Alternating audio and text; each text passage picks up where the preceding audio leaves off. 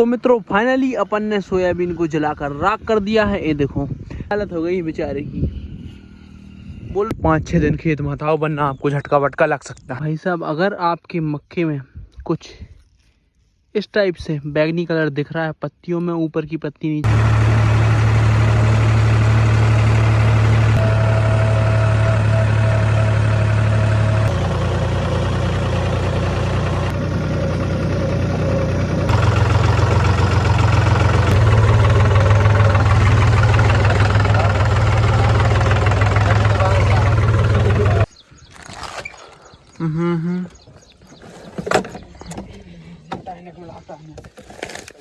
तो अपन कचड़े की दवाई डालने के लिए आ गए हैं। तो भाई साहब आज अपन ने 2 दवाई का क्रॉस किया है। एक तो भाई ये साकेत है, अडामा की साकेत, प्रोपा की उजाला फॉर्म और एमिजा थाइपर, उसके साथ बिल्कुल थोड़ी सी नाम मात्र के लिए फोमेजाफेन और ये देखो फोमेजाफेन और ये फ्लूजाफोब पीब्यूटाइल, इन दोनों को मिक्स किया है ताकि हर प्रकार का जो कचड़ा है वो अपने खेत से खत्म हो जाए। वैसे प्लाऊ वाली जगह है तो इसमें कचड़ा बहुत कम है, आप देखो बहुत कम कचड़ा है। इधर भी देखो और बिल्कुल छोटा छोटा कचड़ा है। तो अपन बहुत ज़्यादा डोज भी नहीं दे रहा है, नॉर्मल सा डोज दे रहा है। पर ऐसा नहीं है कि आपने प्लाऊ किया है तो आप कचड़े की दवाई ना डालें। भाई कुछ भी किया हो कचड़े की दवाई आपको डालनी चाहिए, चाहे थोड़े कम डोज में डालो, थोड़ी जैसी मर्जी आपको डालनी है, लेकिन दवाई आपको डालनी चाहिए कचड़े की।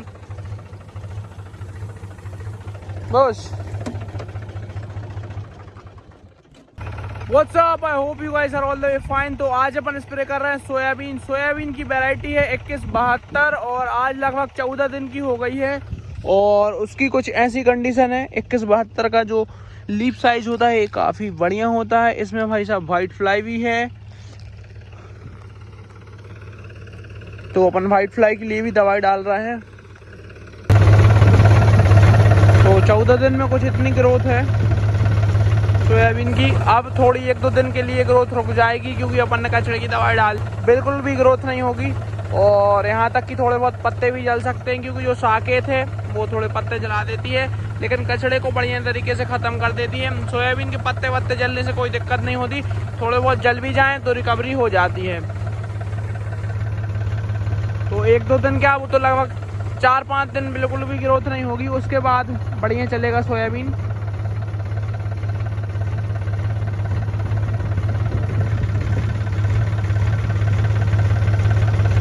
अपन बूम रोड से इसलिए स्प्रे करवा रहे हैं कि भाई कोई भी जगह छूटनी नहीं चाहिए, हर जगह पे इवनली स्प्रे होना चाहिए। गन से कहीं छूट जाता, कहीं हो जाता, कहीं ज़्यादा कहीं कम, इससे पूरी जगह पे फिक्स होता, मतलब जितना भी स्प्रे जैसा भी हुआ पूरे खेत पे एक सा होगा। ये अपन ने घर पे ही बनाई थी रोड, ज़्यादातर चीज़ें अपन भाई घर पे ही बनाते हैं। वो पंप आते थे छोटे वाले, उनको उनकी 10-10 फुट की हैं 2, तो उनको इकट्ठा जोड़ दिया तो 20 फुट की एक बन गई। अगर आपको परचेस करनी है तो मिल भी जाएगी।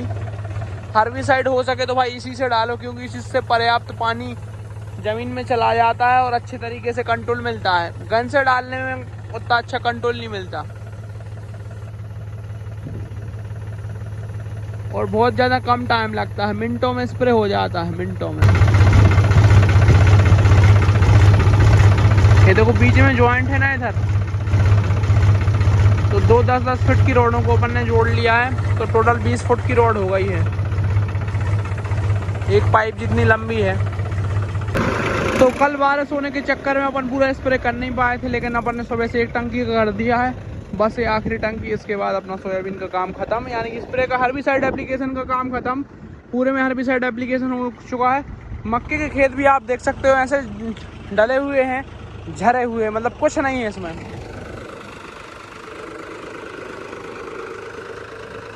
फोर बाई 4 की शक्ति धूम मचाए। बस बस बस बस बस करो चालू।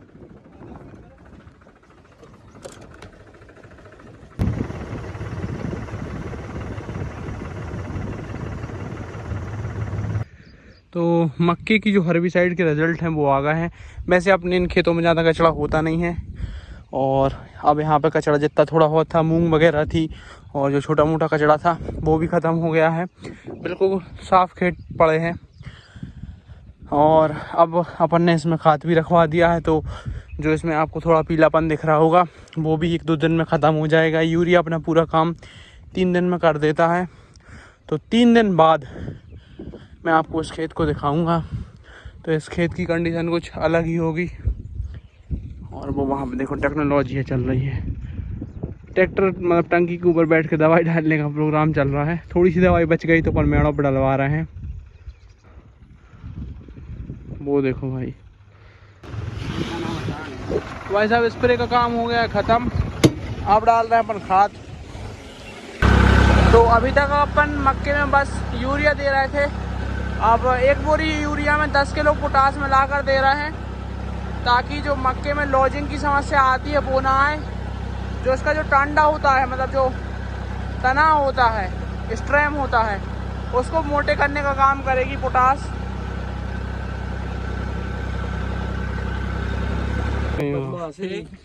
तो भाई साहब अपना जो मक्का है वो 1 महीने का हो गया है। इसमें अपन थोड़ी सी पोटास भी मिक्स करवा रहे हैं। अब वो इसलिए मिक्स करवा रहे हैं क्योंकि ये जो इसका स्ट्रैम है ये थोड़ा मोटा हो जाए और लॉजिंग की समस्या आगे चल के ना आए। पोटास से क्या होता है, इसकी थिकनेस इंक्रीज हो जाती है, तो वही अपना काम हो जाएगा तो बढ़िया रहेगा। कुछ इस टाइप से यूरिया रखवा रहे हैं देखो। तो भाई साहब आप ही चेक कर सकते हो, उसको बोलते हैं फाल आर्मी ब्रह्म। ये भाई साहब पत्ते को निकलने से पहले ही ख़त्म कर देती है, तो इसको अपन ख़त्म कर देते हैं। और ये अपन को ग्रीन सेमी लूपर भी मिल गई है। इसको ग्रीन सेमी लूपर बोलते हैं, जो कि अंदर चली गई है। तो अभी अभी अपन ने स्प्रे करवाया था, ज़्यादा से ज़्यादा 6-7 दिन हुए होंगे और वापस से इल्लियाँ आ गई हैं। वो इसलिए आ गई हैं क्योंकि अपनी जो ये बुआई है बहुत ज़्यादा जल्दी वाली बुआई है, तो इसमें इल्लियों की समस्या आ रही है।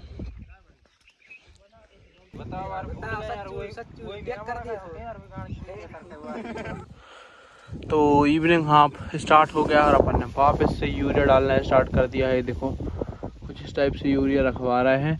यूरिया के अंदर अपन MOP यानी कि म्यूरेट ऑफ पोटास मिलवा रहे हैं, जो कि लगभग ऐसी होगी। 1 बोरी के अंदर लगभग 15 kilo upon muriate of potash मिलवा रहे हैं, जो कि बहुत अच्छी है अपने मक्के के लिए। और अब जब अपन अगली बार देंगे तो म्यूरेट ऑफ पोटास 15 किलो से 20 किलो कर देंगे।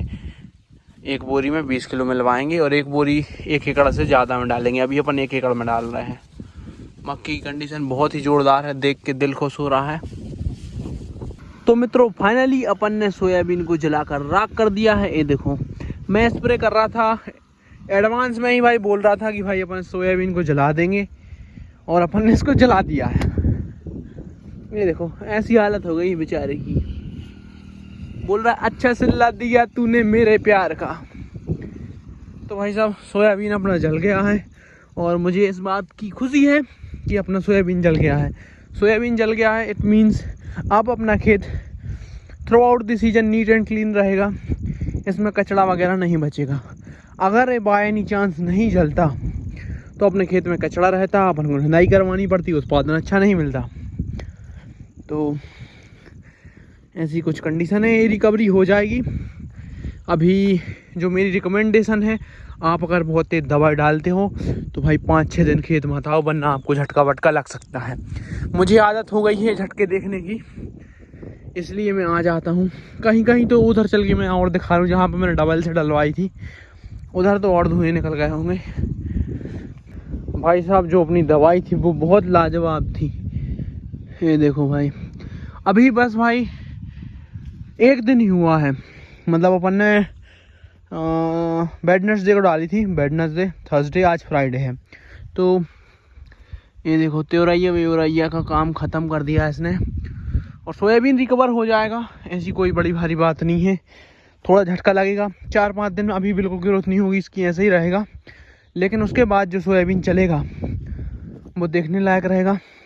त्योरैया का काम ख़त्म हो चुका है मित्रों।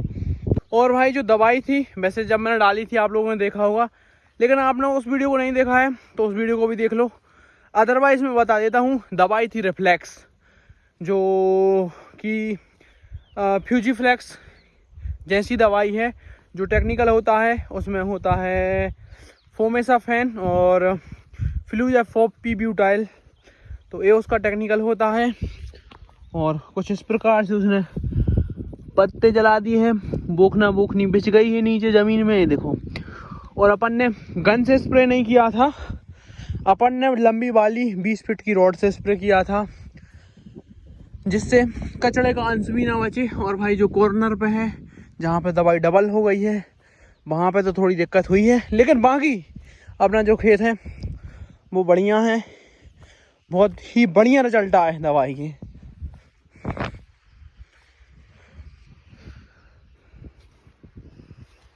बोखना बोखनी सब तबाह, सोयाबीन के अलावा शायद कुछ नहीं बचेगा। कुछ तो भाई सोयाबीन भी मर जाएगा, जैसे ये देखो, ये तो बच जाएगा खैरहाल, लेकिन सोयाबीन भी मर सकता है।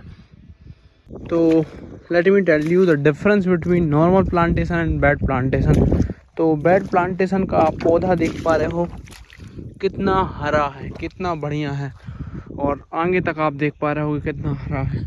बट अगर हम थोड़ा सा मूव अहेड करते हैं तो ये भाई नॉर्मल प्लांटेशन का जो पौधा है वो पीला पड़ रहा है, और आप आगे तक देख पा रहे हो कितना ज़्यादा मेजर डिफरेंस है। इधर कचड़ा भी कंपैरेटिवली ज़्यादा है, उधर कचड़ा भी कम है।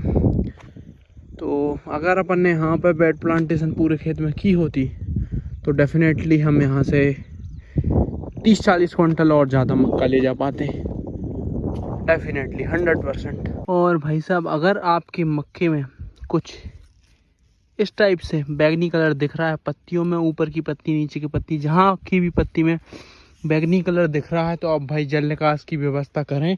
आपकी मक्की झिलकनी स्टार्ट हो गई है, अगर ये इस टाइप से एक बार हो जाती है फिर आप खात नहीं, अपनी जान डाल लो, प्राण डाल लो, फिर भी ये बड़वान नहीं करेगी। तो भाई साहब अपनी फसलों में पानी ना भरने दें, क्योंकि जो अभी ये मौसम चल रहा है भाई बहुत बुरा है मक्के के लिए। लगभग 15 दिन हो गए होंगे, 15 दिन और क्या ज़्यादा ही हो गए होंगे, 20 दिन हो गए होंगे, धूप नहीं निकली है अच्छे से, और समस्याओं पे समस्याएं आ रही हैं। अभी कचड़े की दवाई जिन लोगों ने डाली है तो मक्के को ऑलरेडी स्ट्रेस है, धूप नहीं निकल रही है, मक्का खाना नहीं बना पा रहा है, तो बहुत समस्या वाली बात है। सोयाबीन तो एक पल को इस प्रकार के मौसम को सहन कर लेता है, लेकिन शायद मक्का ना कर पाए, क्योंकि मक्का को थोड़ा हॉट एंड ह्यूमिड टेम्परेचर चाहिए, तो वो अब मिलना चाहिए। भगवान से मैं आशा कर रहा हूँ कि भगवान प्लीज़ अब मौसम थोड़ा खोल दीजिए, वरना पंगे हो जाएंगे, किसान बर्बाद हो जाएंगे। बहुत सारी इन्वेस्टमेंट कर रखी है और करते ही जा रहे हैं, तो अब मौसम खुल जाना चाहिए यार। बता तो रहे हैं कि 9 तारीख से खुल जाएगा, तो लेट्स सी क्या होता है क्या नहीं। तो काफ़ी लोग मेरे से पूछ रहे थे भाई बेड से बेड की दूरी क्या है, तो वो मैंने पहले भी बताई है और अब भी बता रहा हूँ कि भाई बेड से बेड की दूरी मतलब सेंटर से सेंटर की दूरी 40 इंच है, और जो इसमें रो स्पेसिंग है मतलब लाइन से लाइन की दूरी है वो 12 इंच है। बीच से बीच की दूरी इतनी है एक बेतिया। तो काफ़ी सारे लोग बोल रहे हैं कि भाई बीच में जो गैप है वो बहुत ज़्यादा हो गया है। मेरे भाई आप अभी चेक करो लाइन और इधर बीच में आपको क्या दिख रहा है, और 10 दिन बाद आपको यहाँ पे और कुछ नहीं दिखेगा, इधर से निकलना मुश्किल हो जाएगा। तो ये कहीं से कहीं तक रो स्पेसिंग ज़्यादा नहीं हुई है बहुत। जो नॉर्मल सिंगल बेड प्लांटर आ रहा है, जो खुराई से बन के आ रहा है, सीड आ रही है जो कि 40-45 हज़ार की आती है, उसमें 56 इंच रहता है सेंटर से सेंटर की दूरी, लेकिन जो अपन ने बनाया है वो 40 इंच का बनाया है। और भाई मक्के के लिए बहुत ज़्यादा क्रिटिकल कंडीशन हो गई है फिलहाल, क्योंकि पिछले 15-20 दिन से ज़्यादा कुछ धूप नहीं निकली है, बिल्कुल कम धूप निकल रही है। दिन में आधे घंटे भी धूप निकल आए तो वो बहुत बड़ी बात हो जाती है। ढंग से सूरज भी नहीं देखा है हम लोगों ने बहुत दिन से। तो भाई साहब मुझे लगभग 1-1.5 घंटा हो गया है इन बेड से पानी निकालते हुए। मैं कर तो भाई कुछ नहीं रहा हूँ, मैं सिर्फ इधर ऐसा पैर रख के एक ऐसी नाली सी बना रहा हूँ वहीं ऊपर से, ऊपर वाले खेत से मैं ये काम करता आ रहा हूँ। भाई एक कहावत है, अगर आप खेत आते हो कभी भी तो कम से कम 50 रुपये का काम करके जाओ। लेकिन आज मैंने भाई 8-10 हज़ार रुपये का काम कर दिया है खेत। मैंने भाई पूरे खेत का पानी खाली कर दिया। मुझे भूख लगी है, चक्कर आ रहा है, घर पे जाना है, पर मैं सोच रहा हूँ कम से कम ये पानी तो निकाल के जा ही जाए। ये अभी नाली बिल्कुल नहीं चल रही थी, अब इसमें पानी ही पानी हो गया है। बस इतना सा काम करने से ये वेट्स खाली हो जाएंगे तो इस मक्के को भी राहत मिल जाएगी।